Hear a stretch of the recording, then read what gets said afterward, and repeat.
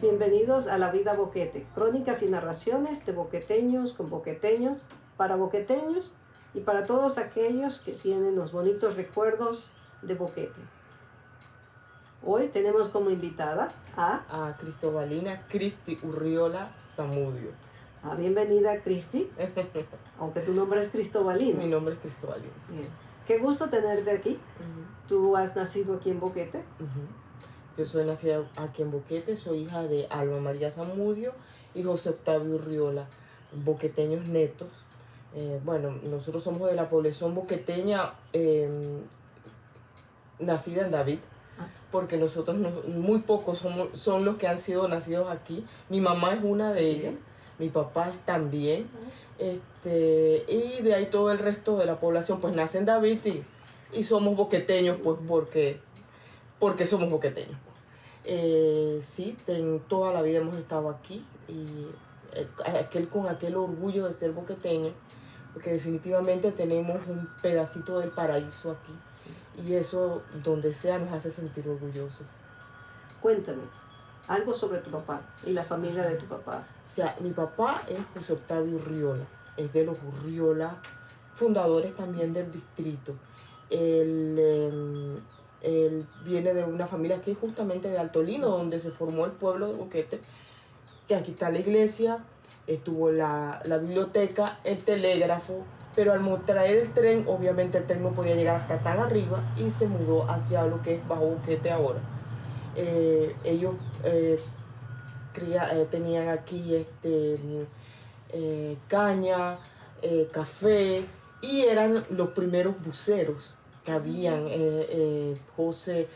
Juan Urriola y José María, que era mi abuelo, eran los que tenían los buses primero.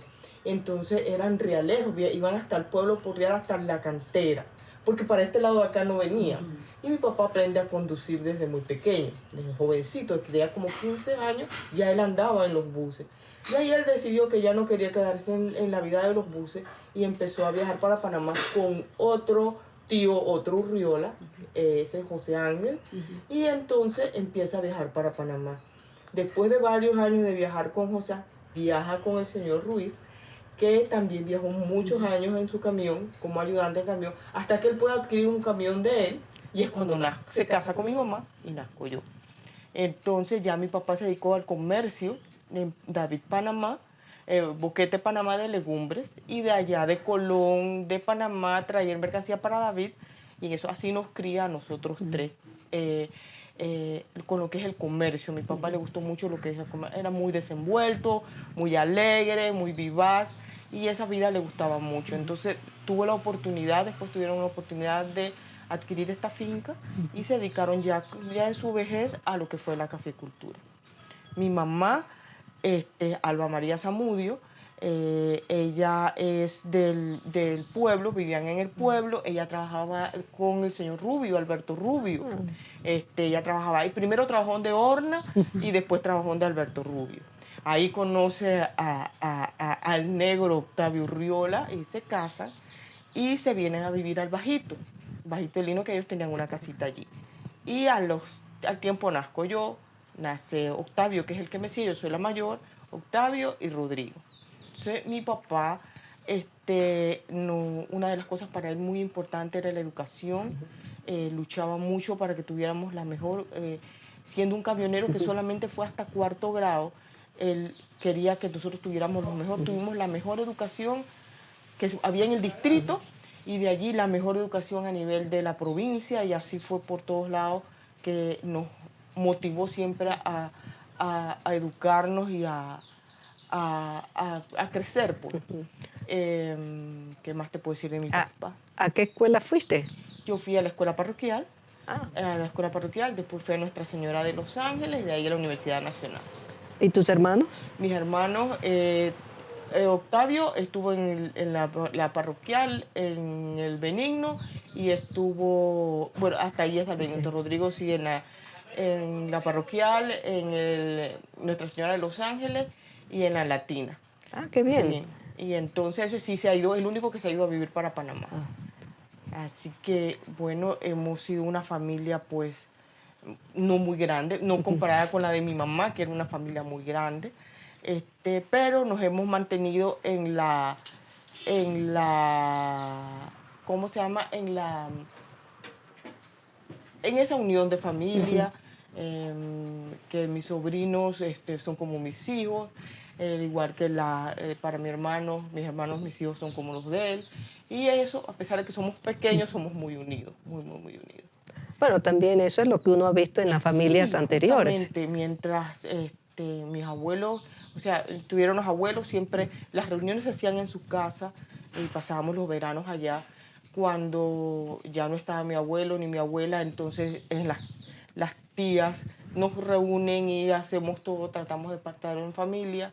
Y de ahí nos hemos mantenido pues este otro núcleo pequeño, que no es tan grande como el que fue el de mi mamá, pero siempre que sea esta hace la primera comunión, vamos para decir la grabación, estamos todos tratando de mantenernos esa unidad de familia, que siento que pues últimamente con los tiempos se está perdiendo y tratamos de mantenernos en lo que se puede, pues, y luchando con la barrera del tiempo y la Sí. distancia para mantener eso así como familia.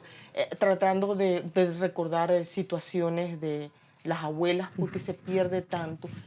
Cuando yo tengo a mi primer hijo, Andrés Arturo, yo me caso con un boqueteño, nacido aquí en Boquete, un López, es que no salimos del círculo de los boqueteños. Me casé con un boqueteño, ese también es de una familia grande, Sí. de los López, ellos son 7. Pero él no quería una familia grande, ni yo tampoco. Así que nos quedamos con 2 nada más, un varón y una niña. Y cuando nace mi hijo, el momento que yo doy a luz, mi mamá pues avisa a todo que nació el varón y mi abuela dice, me voy a cuidarla. Y mi abuela se viene de David, que estaba en esta esperanza, y se viene a ayudarme a cuidar. Ayudarme a cuidar una parida, como aquellas épocas se cuidaba. Nada de arroz, que solo sopa de gallina, cremas, De maíz. y nada del sereno, el purgante aquel que te hacían de ese aceite horrible que todavía Ricino. resino, Los el resinos. resino con el tulo, que era de Sí, esas cosas, ellas te hacían todo de la totuma. la totuma, pero es que lo cogían nuevo y de eso sacaban uno en agua y eso te lo daban, eso hacía una limpieza del cuerpo, supuesta para ella. Todo al estilo antiguo, casi me entoldan, como entoldaban antes.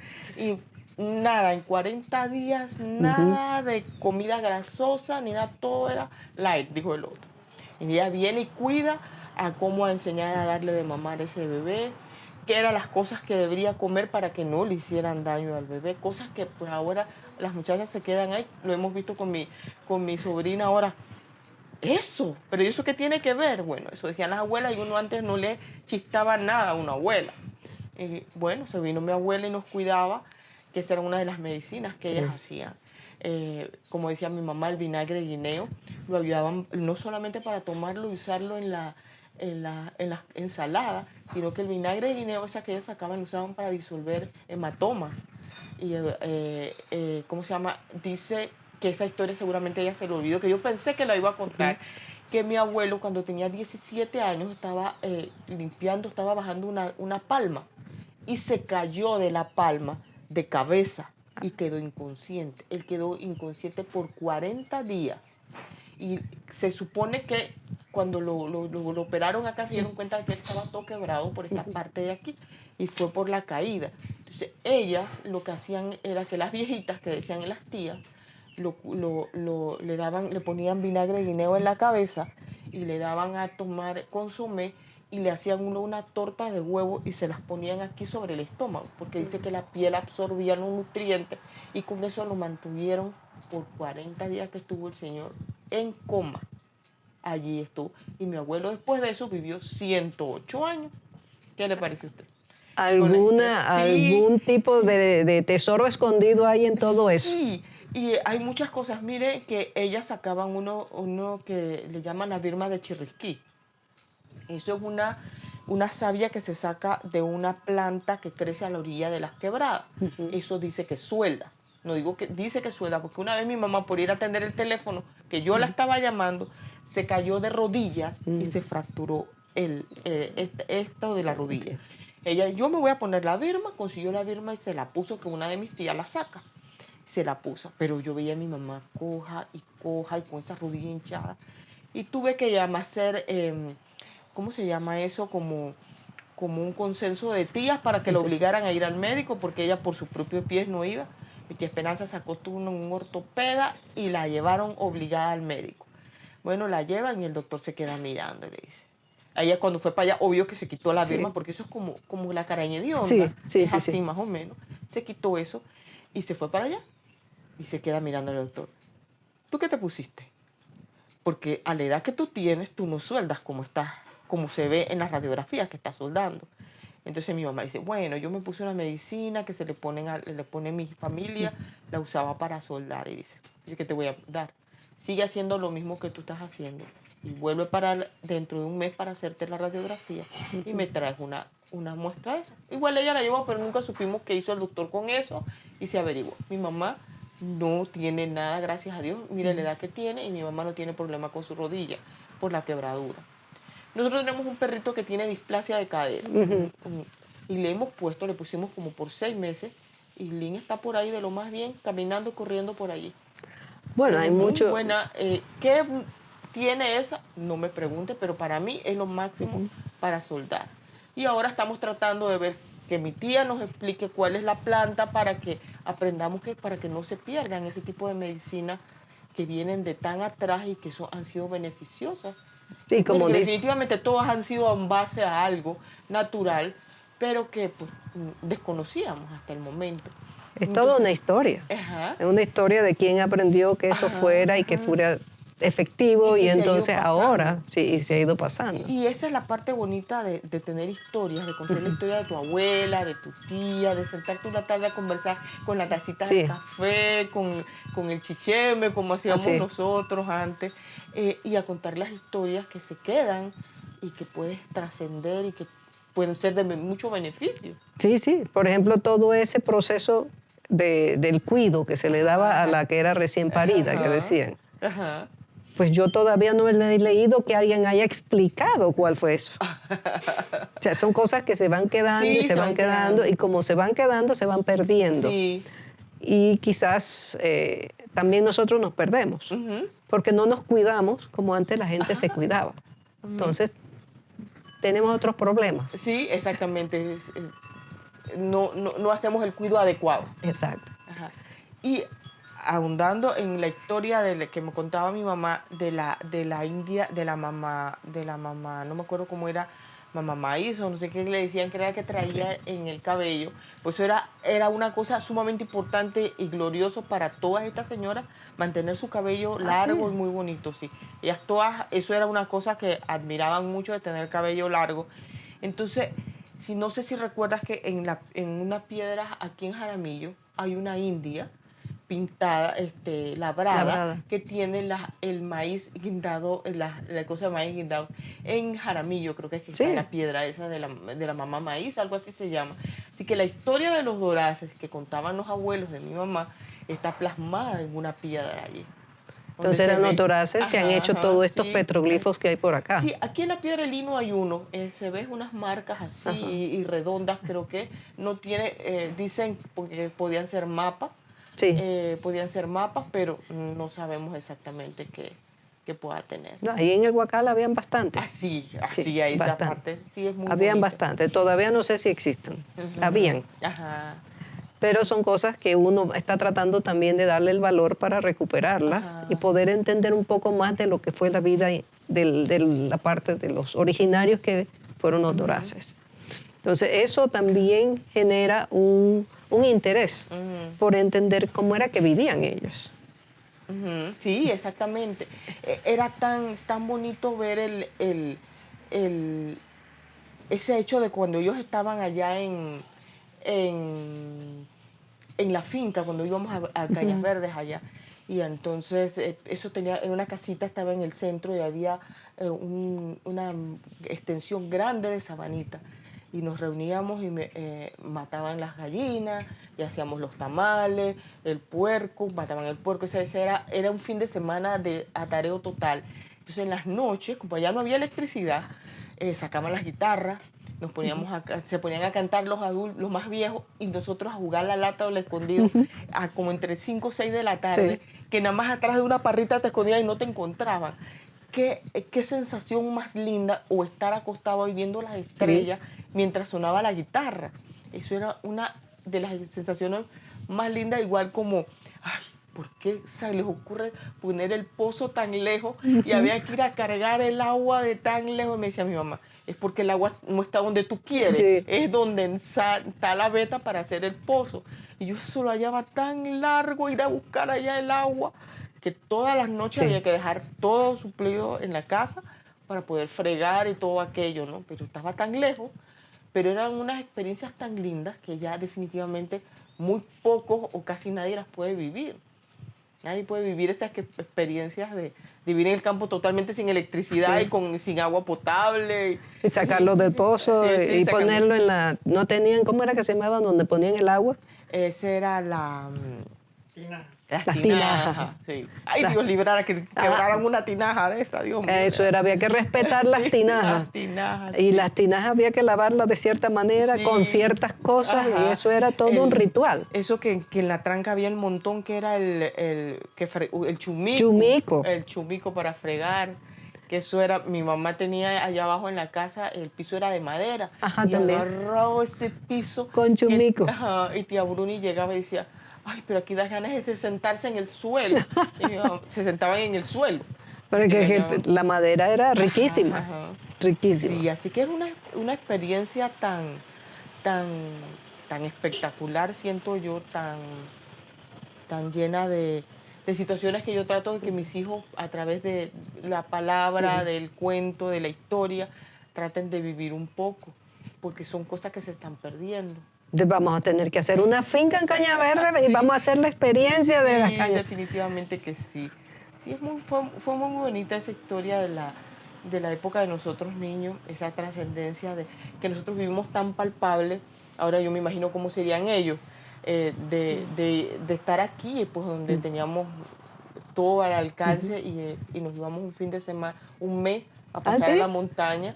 Le decíamos así a la finca, le decíamos la montaña, donde no había ni televisión, ni electricidad, y esos grillos que te abrumaban la primera noche que pasabas ahí, y toda la bulla de la noche en el campo. Pues.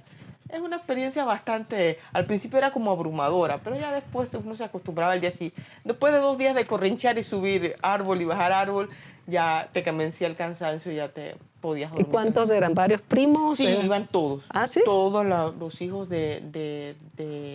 todos los nietos de mis abuelos, Sí. por decir así, todos iban a pasar el verano allá.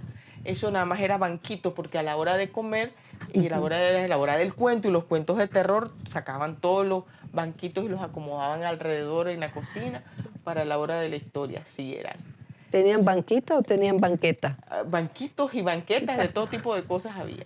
Entonces, los banquillos. Entonces, mi papá iba el fin de semana a buscarnos, y mi mamá, porque generalmente nos dejaban allá con mis tías. Entonces ese fin de semana pasábamos todos juntos, ya cuando ya prácticamente estaba acabando el verano. Ahí el río y todo aquello. ¿La quebrada? ¿Era río o era quebrada? Bueno, ahí teníamos una quebrada, pero íbamos al río acá abajo ¿en qué sería? Ya sería Palmira, en Brazocochea. Uno de los ríos de esos de Brazocochea, íbamos al charco. ¿A qué charco iban? No sé cómo se llamaba, pero ¿No se acuerda? No, yo no me acuerdo cómo se llamaba. Aquí me daba mucho miedo porque yo no sabía nadar. No aprendí. ¿No? No, yo siempre fui muy cobarde. Mi lema fue, los pendejos sobrevivimos y echamos el cuento a nuestra manera. O sea, que a mí nunca me vas a ver arriesgándome la vida, jamás. Y de niña fui así, yo fui sumamente cobarde para todo. O mejor dicho, precavida. Precavida, sí. Precavida, no hay necesidad para qué hacerlo. Sí, exactamente. Sí, así que esa pues es nuestra vivencia en Boquete, el hecho de eso de sentirnos sumamente orgullosos de una tierra, de la gente que formamos esto, de los que vinieron atrás, que por eso que dicen que los chiricanos somos orgullosos y que somos, pero es que tienes que ver que aquí no cualquiera, como dijo el otro, tiras y puedes recoger. Nosotros tenemos todavía ese pedacito de tierra donde tú siembras, recoges y ven el orgullo de poderte comer Sí. algo, de poder sembrar algo y verlo de tu propia tierra, Sí. de tu propia casa. Es algo que te cala, Sí. te hace sentir orgulloso. Lo hace sentir uno parte de esto, Exactamente. es parte del ambiente. Del ambiente, sí. Porque cuando, por lo menos mi experiencia, yo voy y siembro, estoy esperando que la tierra dé, estoy cuidando la tierra y tengo unas semillitas y esas semillitas yo voy y les converso, Ajá. cómo les va, le echo agüita, o sea, es el cuido y el aprecio, Y eso de que cariño. sales y ves este paisaje, que aunque llueva un mes entero, pues uno aprende a querer la lluvia, el sol, el norte.